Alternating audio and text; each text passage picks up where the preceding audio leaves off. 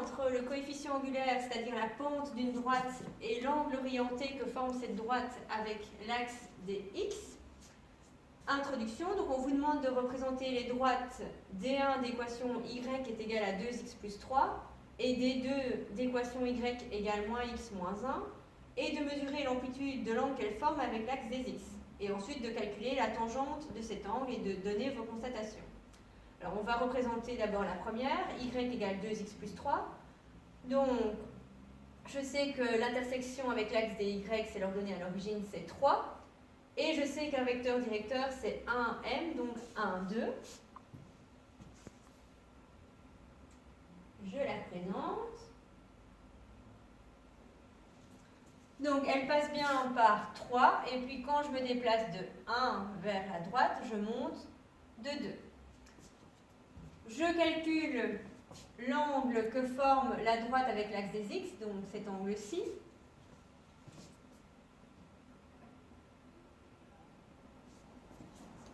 Je trouve plus ou moins 63 degrés, donc ici 63,43 grâce au logiciel.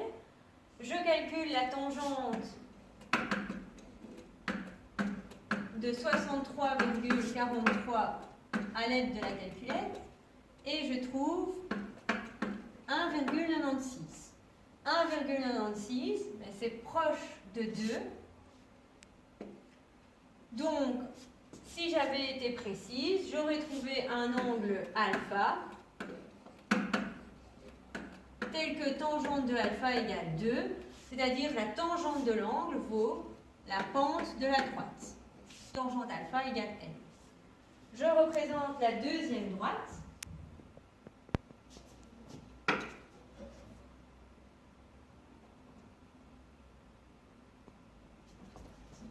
Donc la deuxième, c'est y égale moins x moins 1, c'est-à-dire que l'ordonnée à l'origine vaut moins 1, donc intersection avec l'axe y. Et j'ai un vecteur directeur qui est 1 moins 1, puisque la pente est moins 1. Donc quand je me déplace de 1, je descends de 1. Je calcule l'angle alpha grâce à l'ordinateur.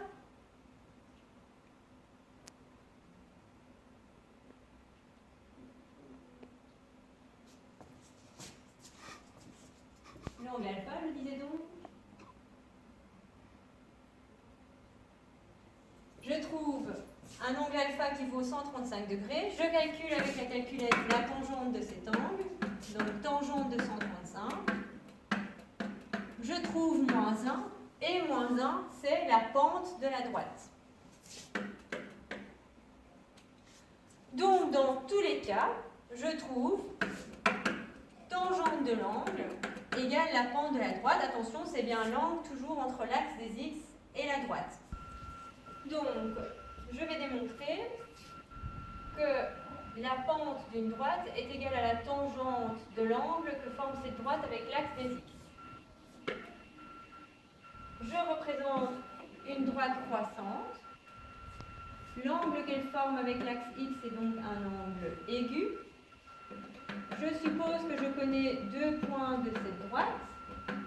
Un point A de coordonnées xa, ya et un point B de coordonnées xb.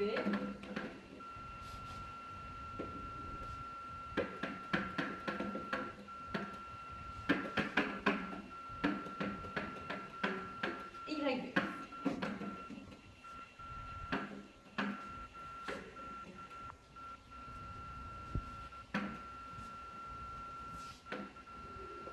Je me place dans le triangle rectangle ABC.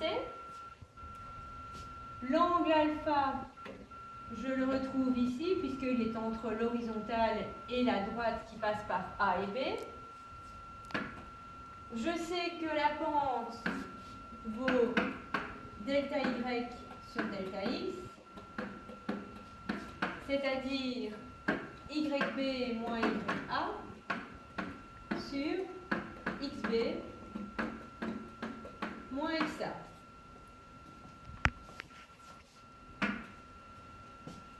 Cette longueur-ci vaut la distance XB moins XA.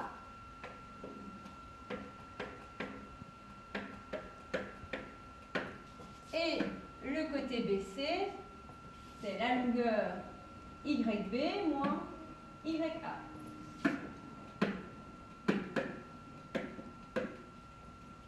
Comme je suis dans un triangle rectangle, je peux utiliser SOHCAHTOA.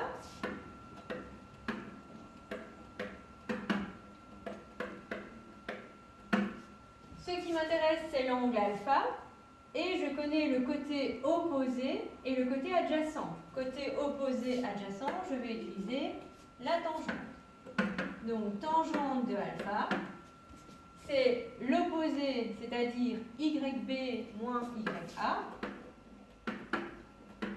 sur l'adjacent, c'est-à-dire XB moins XA. Donc, pour M, j'ai YB moins YA sur XB moins XA. Pour tangente alpha, j'ai exactement la même chose. Donc, je peux en déduire que la pente vaut bien la tangente de l'angle que fait la droite avec l'axe X. Si la droite est croissante, comme c'est le cas ici, la pente est positive et l'angle est aigu. Si la droite est décroissante,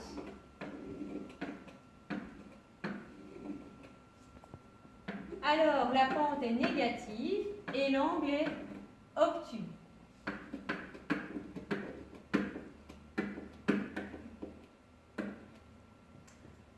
La calculatrice ne donne pas la valeur de cet angle-là quand on l'utilise.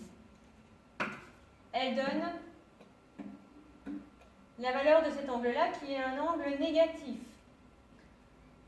Donc, quand vous obtenez l'angle à la calculatrice, l'angle bêta qui sera négatif, pour avoir l'angle alpha, il faut rajouter l'angle plat, c'est-à-dire 180 degrés. Donc, à la calculatrice, vous avez bêta, et pour trouver alpha, vous devez à chaque fois rajouter 180 degrés pour avoir le alpha angle obtus.